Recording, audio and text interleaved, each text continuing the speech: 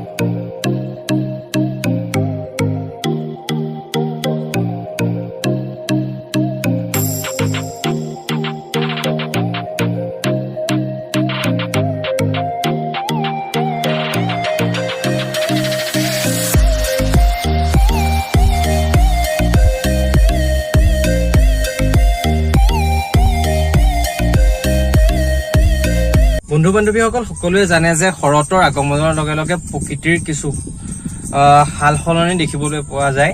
ঠিক একেদৰে শৰতৰ আগমনৰ আগ মুহূৰ্তত কহুৱা ফুলে। মই বৰ্তমান যিটো ৰাস্তাইদি আহি আছিলো সেই ৰাস্তাটোৰ মাথাউৰিৰ চাইডত মানে মেইন ইএনডিৰ চাইডত অলপ কহুৱা ফুলি আছে, আৰু কহুৱা ফুলা দৃশ্যটো আপোনালোকক দেখুৱাম বুলি মই গাড়ীখন ইয়াতে ৰখাই দিলো। আৰু এতিয়া আপোনালোকক মই দেখুৱাব বিচাৰিছো সেই কহুৱা ফুলা দৃশ্যটি। প্ৰকৃততে এইখন নদীয়ে হৈছে খেৰকটীয়া নদী, আৰু তাৰ চাইডতে এয়া আপোনাৰ কহুৱাসমূহ ফুলি থকা আপোনালোকে দেখিছে। এইখিনি কহুৱা কি এটা পৰিৱেশ, কিমান ধুনীয়া ভাল লগা দৃশ্য চাওকচোন, কিমান ধুনীয়াকে ফুলি আছে কহুৱাখিনি। মেইন ইএনডিৰ চাইডতে যিসকলে এই ৰাস্তাটোতে অহা যোৱা কৰে, এইটো হৈছে মেইন ইএনডিটো। আপোনালোকে ঢকুৱাখানাৰ পৰা যদি আমাৰ যিটো মাজুলীৰ যিখন কেন্দ্ৰস্থান মানে যিখন মাজুলীৰ চিটি বুলি কোৱা হয় কমলাবাৰীলে, এইটো ৰাস্তাই দিয়ে যাব পাৰি, বা মাজুলীৰ উজনি চাইডৰ যিসকল মানুহ সেইসকলেও এইটো ৰাস্তাই দিয়ে অহা যোৱা কৰিব পাৰে। গতিকে যিসকলে এইফালেদি আহে সেইসকলে এই পৰিৱেশটো নিশ্চয় দেখিব। বহুত দূৰলৈকে আছে, যিহেতু মই এটা নিৰ্দিষ্ট স্থানৰ ৰৈ পিনি আপোনালোকক ভিডিঅ'টো কৰি দেখুৱাইছো। গতিকে সমগ্ৰ কহুৱাখিনি দেখুৱাটো মোৰ কাৰণে সম্ভৱ নহয়। গতিকে এয়াই আছিলে এই কহুৱা ফুলা এটা ক্লিপ এটা আপোনালোকৰ কাৰণে। মই গ্লাছৰ ভিতৰৰ পৰা এনেকৈ দেখুৱাইছোঁ আপোনালোকক আগলৈ, যিহেতু মই যাম, গতিকে গ্লাছৰ ভিতৰৰ পৰা পুনৰবাৰ আপোনালোকক দেখুৱাইছোঁ কহুৱাখিনি ফুলি আছে। এইখিনি বগা বগাকৈ যে দেখিছে, এইখিনি গোটেই সমস্ত কহুৱা হয়। গতিকে শৰতৰ আগমন যিহেতু হৈছে, ৰাতি আৰু লগে লগে বহুত যথেষ্ট নিয়ৰ পৰে, গতিকে নিয়ৰ পৰাৰ পৰাই এটা ক'ব পাৰি যে শৰতৰ আগমন ইতিমধ্যে ঘটিছে।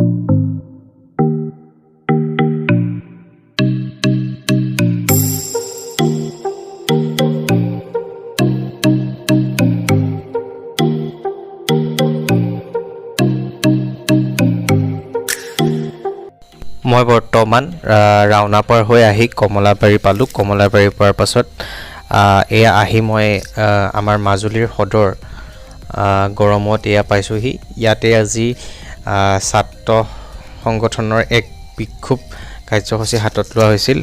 গতিকে ইয়াত যথেষ্ট সংখ্যক আৰক্ষী মোতায়েন কৰি ৰখা হৈছে। কিছু দেৰি আগমুহূৰ্তত ইয়াত ইতিমধ্যে আৰক্ষীৰ তৰফৰ পৰা ছাত্ৰসকলৰ ওপৰত মই গম পোৱা মতে লাঠিচাৰ্জ কৰিবলগীয়া অৱস্থাৰ সৃষ্টি হৈছিল। কালি যি নাও দুৰ্ঘটনা সংঘটিত হৈ গ'ল, তাৰ প্ৰতি লক্ষ্য ৰাখি ছাত্ৰ সংগঠনসমূহে বিক্ষোভ কাৰ্যসূচী হাতত লৈছিল। গতিকে সমস্ত পৰিৱেশটো সঁচাকৈ অতি দুখজনক। এবাৰ চাই যাওঁ বুলি আহিছিলোঁ আৰু নিজেও এই যি কাৰ্যসূচী তাৰ সমভাগী হ'ম বুলি আহিছিলোঁ। অহাটো দেৰি হ'ল যদিও ইয়াৰ ভিডিঅ' ক্লিপটা আপোনালোকৰ কাৰণে এনেদৰে আগবঢ়ালোঁ।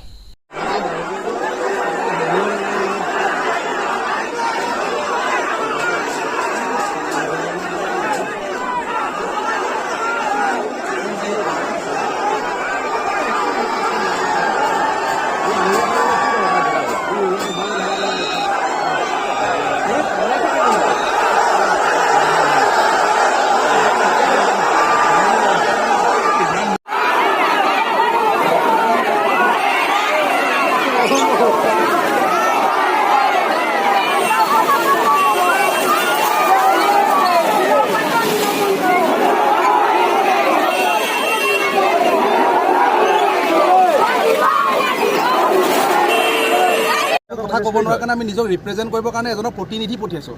MLA ডাঙৰ শব্দ এটা কিবা এটা নহয়, একো ডাঙৰ বস্তুৱে নহয় MLA বোলা বস্তুটো। জাষ্ট এজন অসমীয়া ক'বলৈ গ'লে লেজিছলেটিভ এছেম্বলিৰ কাৰণে এজন মেম্বাৰ, প্ৰতিনিধি, এজন সদস্য, যিজনে আমাৰ হৈ কথা ক'ব। আমি সুখত আছোঁ নে দুখত আছোঁ, আমাৰ প্ৰতিটো বস্তুত তেওঁ মনিটৰ কৰিব। কিন্তু কি কৰে, দিছপুৰত গৈ পেলাই বহি থাকে। ইয়াত কেনেকৈ নাওখন চলিছে নাজানে। মাজুলীৰ কাৰণে চবতকৈ ইম্পৰ্টেণ্ট কি, এই কমিউনিকেশ্যন দি পেলাই নাওখনে তাতকৈ কাম এটা বৰতলা এটা মাৰি পেলাই বন্ধ কৰি দিয়ক মাজুলীখন। এইফালে ফেঞ্চিং কথা নাই, বৰ্তমান প্ৰতিনিধিবিলাকে